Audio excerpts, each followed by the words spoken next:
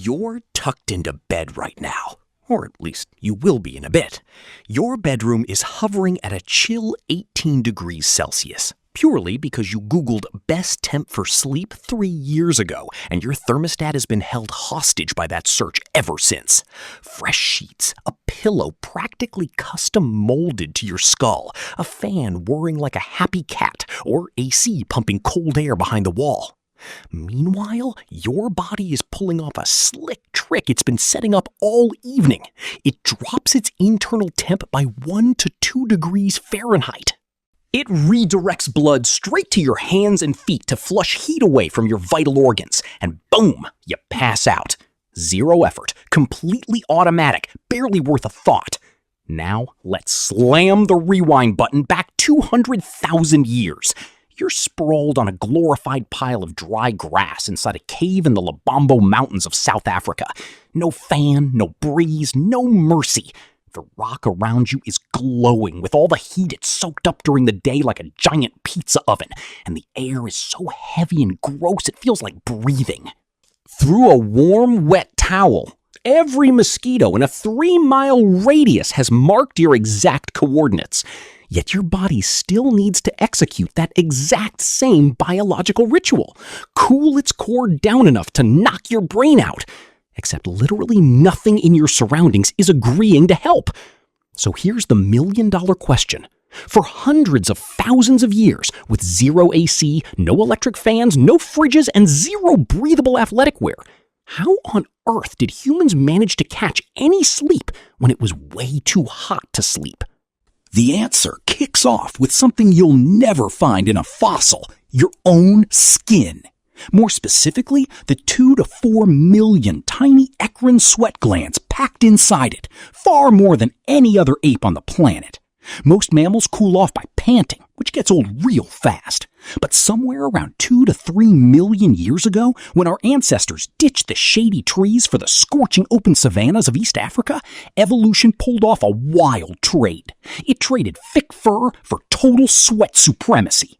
A 2018 study out of UMass Amherst, led by Andrew Best, looked at how these glands evolved across primates and realized humans packed in way higher sweat gland density, up to 550 per square centimeter on your palms alone, just to survive non-stop heat in the open. Our ancestors didn't just deal with the heat, they literally became the most absurdly efficient heat-dissipating large mammals on Earth. And here's the plot twist nobody mentions about losing our fur. Ditching body hair wasn't just about surviving daytime hunts, it was high-tech sleep gear. Fur is basically a permanent winter jacket trapping heat against your skin. Strip that away and your body turns into a literal radiator. Heat just dumps off your skin into the night air, especially when temperatures dip even a tiny bit after sunset. By 1.2 million years ago, a tweak in the MC1R gene swept through humans, cranking up melanin for darker skin. But that mutation only makes sense if everyone was already walking around totally naked and needed sun protection. Being hairless came first. And that hairlessness didn't just power persistence hunting, the famous theory popularized by Daniel Lieberman over at Harvard about chasing animals until they collapse from heat exhaustion. It also let our ancestors dump heat into the night air every single evening, making their own bare skin the very first AC unit they ever owned. Oh, honestly, your body can only carry you so far. Think about it. You can sweat and radiate heat all you want, but if the night air is just as boiling as your skin, that heat has nowhere to go. This exact thermodynamic nightmare plagued every warm climate human ancestor for ages, forcing them to do more than just sweat it out. They literally engineered their way out of it. The oldest proof of this engineering was dug up in Border Cave, right in those same Lubombo Mountains between South Africa and Eswatini. Back in 2020, archaeologist Lynn Wadley from the University of the Witwatersrand dropped a huge paper in Science showing off fossilized grass bedding from 200,000 years ago, the single oldest handmade bed ever discovered. These beds were built using broad-leafed grasses piled over a thick bed of ash. Ash! Not dirt, not sand, ash from old burned mattresses that they purposefully maintained for generations. Why ash? First, it made a dry, insulated buffer against the scorching ground. Second, it acted as a brutal bug killer. The fine ash clogged the breathing pores of crawling bugs, ticks, and lice, suffocating them instantly. Plus, they mixed in crushed camphor bush, a plant locals in East Africa still use today as a natural bug spray. This wasn't just a random pile of weeds, it was a full-on chemical bed system. Here's the detail most people skip. The actual ground was the ultimate enemy. Stone and dirt hoard solar heat all day and bake like a cast iron skillet long into the night. If you've ever stepped barefoot on hot asphalt after sunset, you know the vibe. Your ancestors couldn't stop the earth from baking, but they could put distance between themselves and the heat. A thick grass mat over an ash layer trapped a pocket of dead air right underneath them. Air is a terrible heat conductor. That trapped air pocket worked just like modern fiberglass insulation, not by creating coldness out of thin air, but by blocking the ground's heat from cooking them. 200,000 years ago, somebody sitting in a dark cave figured out basic thermodynamics. We'll never know their name, but they invented the bed, and it was pure temperature control. Yet, even with high-tech grass beds and hairless, sweating skin, some summer nights were still absolute hell. That's when your ancestors broke out their ultimate cheat code, manipulating time itself. In 2015, a study led by Gandhi Yetish alongside UCLA neuroscientist Jerome Siegel tracked the actual sleep patterns of 3 modern hunter-gatherer societies living pretty much like our ancient ancestors, the Hadza in Tanzania, the San in Namibia, and the Tisamine in Bolivia. What they discovered completely wrecked the myth that ancient humans slept a solid 8 hours from dusk to dawn. They definitely didn't. On average, these groups slept just 6.4 hours a night, way less than your average modern adult. And get this, they didn't go to sleep when it got dark. They went to sleep when it got cool. Across the board, people only passed out as the ambient temp was actively dropping, and they woke up right around the absolute coldest point of the night, usually right before dawn. They weren't sleeping through the night, they were sleeping through the cold window. During brutal summer stretches when temps stayed high late into the night, they went to sleep much later and slept almost an hour less compared to winter. The brain was basically waiting for the air to give it the green light. The second the air dropped low enough for core cooling to happen, sleep was unlocked, not a second sooner.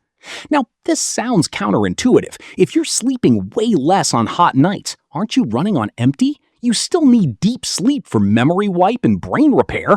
How did they survive without turning into zombies? Simple. Your ancestors didn't do the modern one giant uninterrupted sleep block thing. Historian A. Roger Eckerch from Virginia Tech spent 16 years digging through old pre-industrial European records and found over 500 references to first sleep and second sleep. People used to sleep for about 4 hours, wake up in the middle of the night for 1 to 2 hours, and then drop back into a second 4-hour sleep until morning. This wasn't insomnia, it was human default mode. During that middle break, people would chill, tend the fire, gossip, and hang out before rounding 2. In hot climates, this split sleep schedule was an absolute lifesaver. First sleep hit late in the evening when things finally started cooling off. The midnight wake-up aligned right with the coldest hours of the night. The ideal time to drink water, move to a breezier spot, or just lie totally still while shedding heat into the night air. Then second sleep carried them straight to sunrise. And nobody did this solo. In 2017, anthropologist David Sampson studied the Hadza using wrist trackers over 20 days and found something wild. Out of 480 hours of nighttime tracking, there were only 18 total minutes where the entire camp was asleep at the exact same time. 18 minutes! At pretty much any point during the night, about 8 people were wide awake. This wasn't random sleep deprivation, it was powered by natural chronotypes. Some people are night owls, others are morning larks. Older Hadza elders slept and woke up early, while teenagers and young adults stayed up late.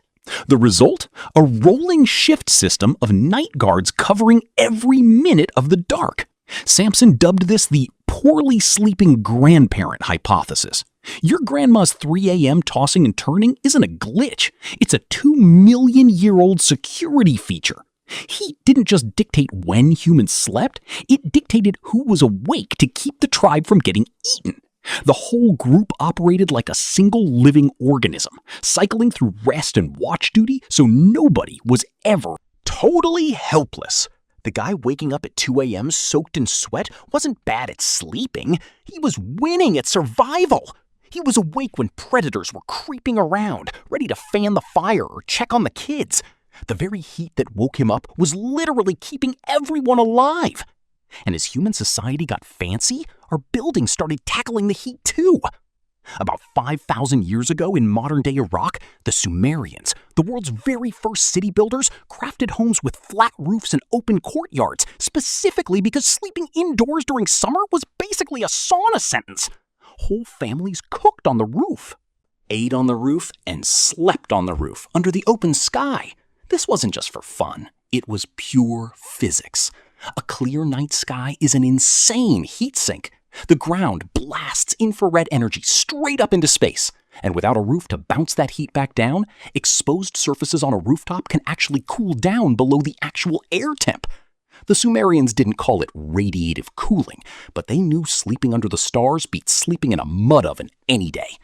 The Egyptians dialed this up a notch. In ancient Thebes, where summers cracked 110 degrees Fahrenheit easily, people slept on roofs while hanging soaking wet reed mats across windows downstairs. As dry wind blew through the wet mats, it chilled the house, the world's first evaporative AC. They even dropped water-filled clay pots around rooms for maximum cool vibes. Over in ancient Persia, the city of Yazd engineered the badgir, massive wind catcher towers that caught high-altitude breezes and blasted them down into subterranean rooms, dropping indoor temps by up to 12 degrees Celsius. These weren't fancy extras, they were survival sleep hacks built by people who knew the golden rule. If you can't cool your body, cool the air. And if you can't cool the air, move your butt to where the cool air is. Now zoom out and look at big picture. Your ancestors faced a nightly engineering nightmare that would break most modern humans if the power grid failed. A body that demands cooling to fall asleep, trapped in a world that refuses to chill out. And they cracked it on every single front. Biology, ditching fur and pumping up sweat glands to turn bare skin into a heat radiator built over 2 million years. Materials, crafting grass and ash beds to decouple their bodies from the baking earth. Timing, hacking their sleep schedules around the temperature curve and splitting rest into shifts. Community, tag teaming wakefulness so the tribe was never caught slipping in the dark. Architecture, catching breezes with wind towers, hanging wet mats, and sleeping on roofs under the stars. Every single one of those hacks is still running in your system right now. Your body still chills out before sleep. Your hands and feet still flush with blood to dump heat, a trick proven by Swiss researchers at the University of Basel, who showed that warm hands and feet, distal vasodilation, is the single best predictor of how fast you'll knock out. Underneath your smart thermostat, your fancy mattress, and your ice-cold AC, you're still a tropical ape whose ancestors solved hot nights so thoroughly that you completely forgot it was ever a problem. Tonight, when you jump into bed, the room will be crisp, the sheets will feel amazing, and you won't give it a second thought. But somewhere deep in your DNA, as your temp drops and you stir briefly at 3 a.m. for no reason, 200,000 years of sweaty, brilliant ancestors are resting right beside you. They never got a perfect night's sleep, they just made sure you could.